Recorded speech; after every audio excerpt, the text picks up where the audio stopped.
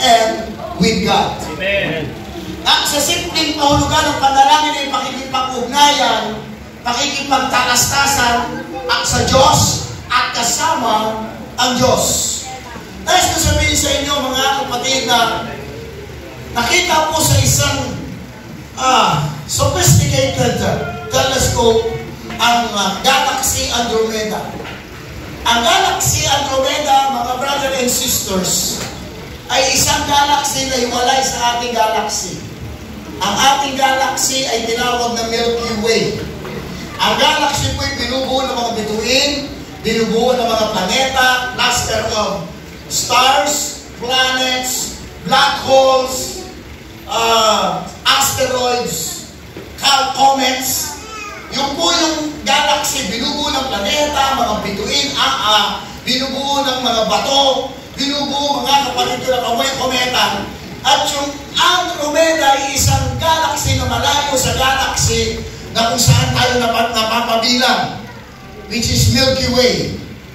Ayon po sa kanilang pag-aaral, from point A, mula sa dulo ng Andromeda, hanggang papunta sa pinakadulo ng Andromeda, makinig po kayo mabuti, tatakbo mo sa speed of light years. Ang speed of light years is around 300,000 kilometers per second.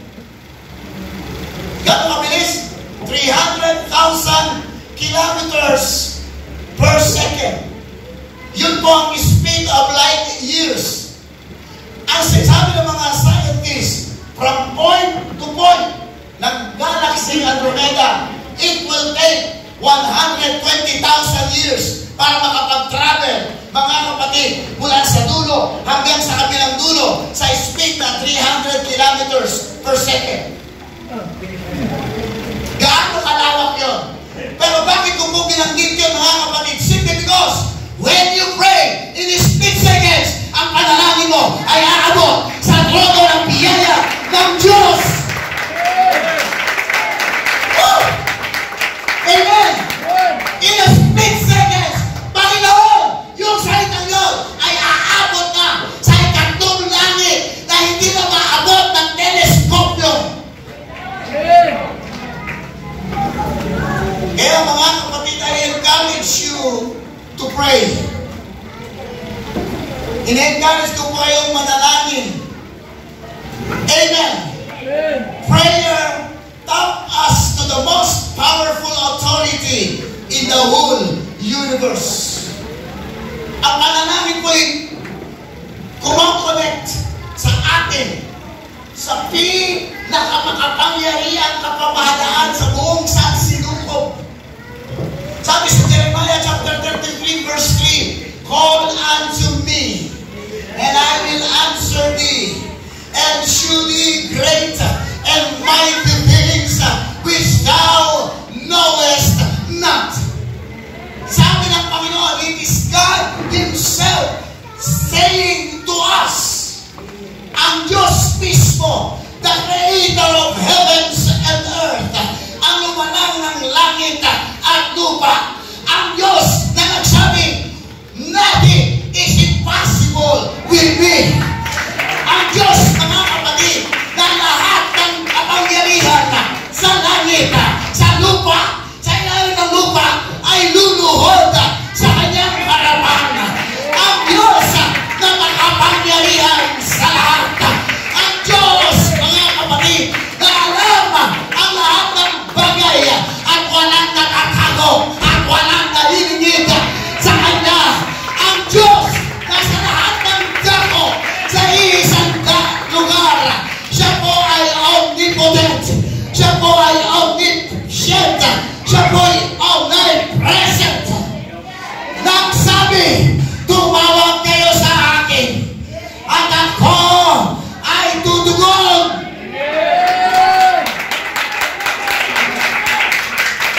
Hallelujah! Amen! And this is a sad reality in the Christian churches. Hallelujah!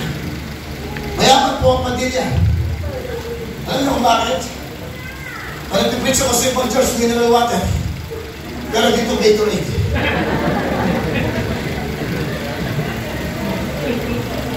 Mas mahal kasi ito. Natapon pa. It is a sad reality that Christian churches, and even to us, prayer is the most neglected ministry in the church. Ang panalangin, ang mas pinabayaan paglilingkod or ministry sa church. Hindi kailangan maging pastor ka. Hindi kailangan maging magaling kang singer. Hindi kailangan maging magaling kang orator. Hindi kailangan maging first honor, valedictorian, summa cum laude, magna cum laude. Hindi kailangan maging super skilled. Ang kailangan lang ay willingness. Ang kailangan lang ay yung kagustuhan mo na manalangin at maging bahagi sa gawain ng panalangin. Alam tayo magsabi, praise the Lord. At kapag may church outing, maraming nabubuhay mula sa libingan. Meron tayong outing.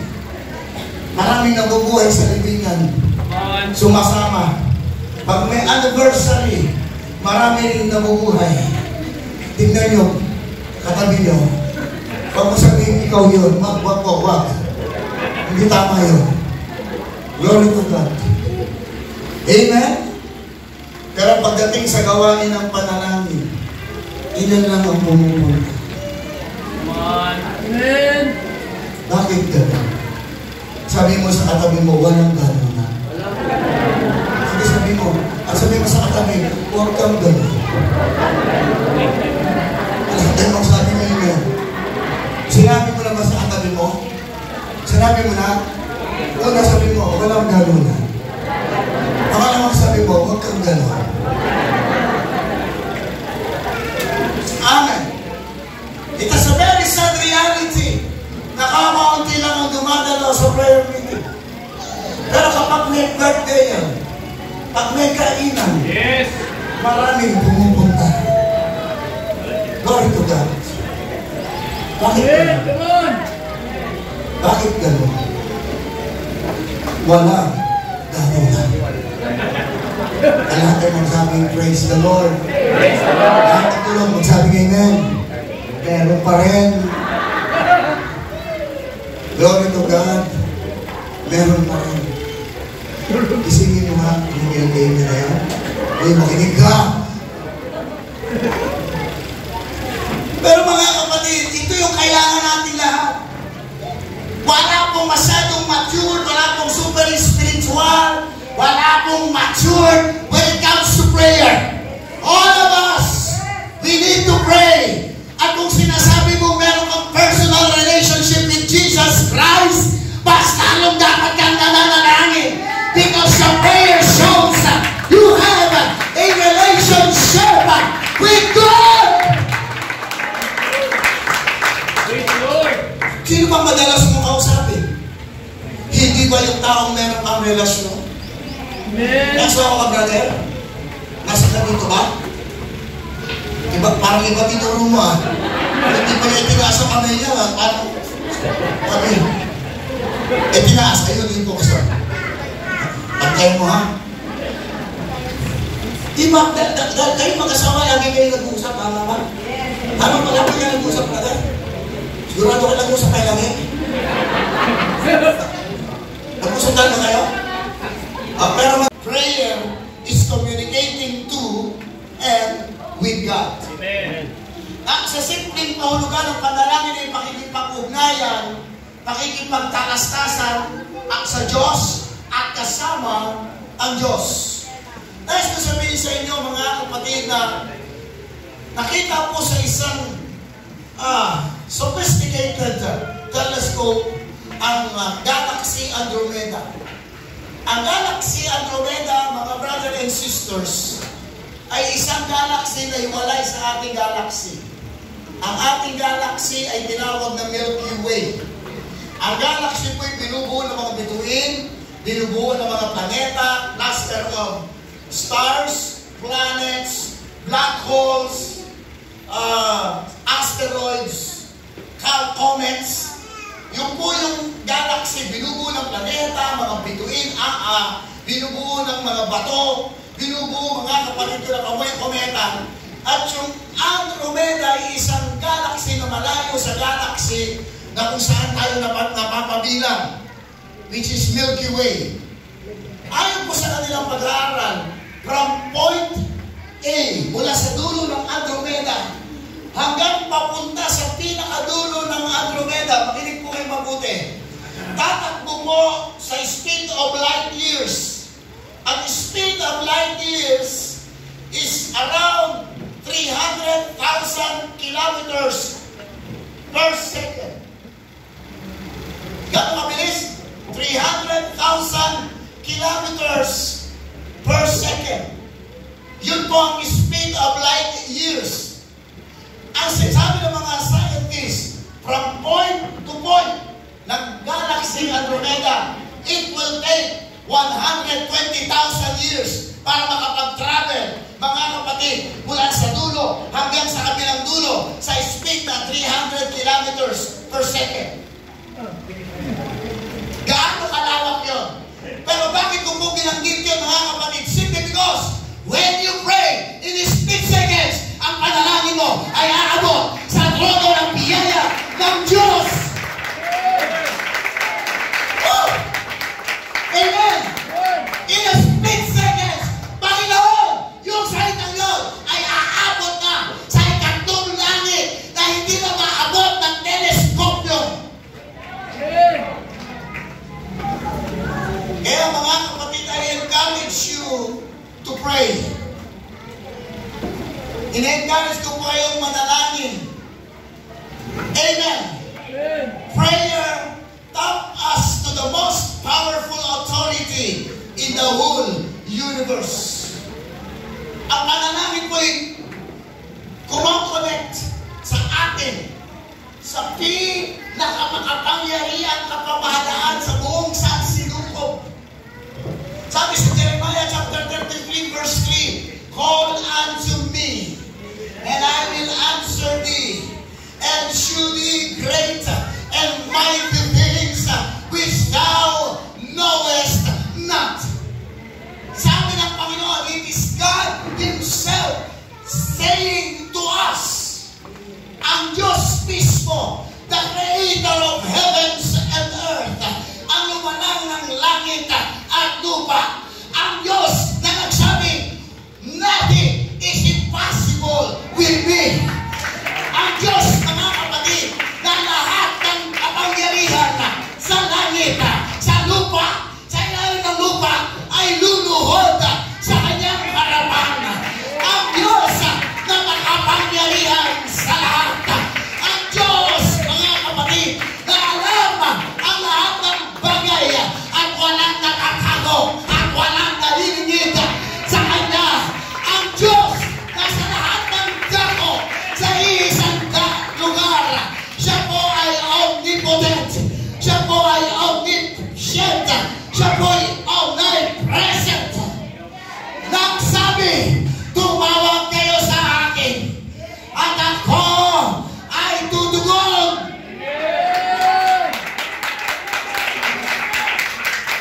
Hallelujah! Amen! And this is a sad reality in the Christian churches. Hallelujah! Mayaman po ang pandilya. Alam niyo kung bakit? Pag nag-preach ako sa ibang church, mineral water. Pero dito, Gatorade.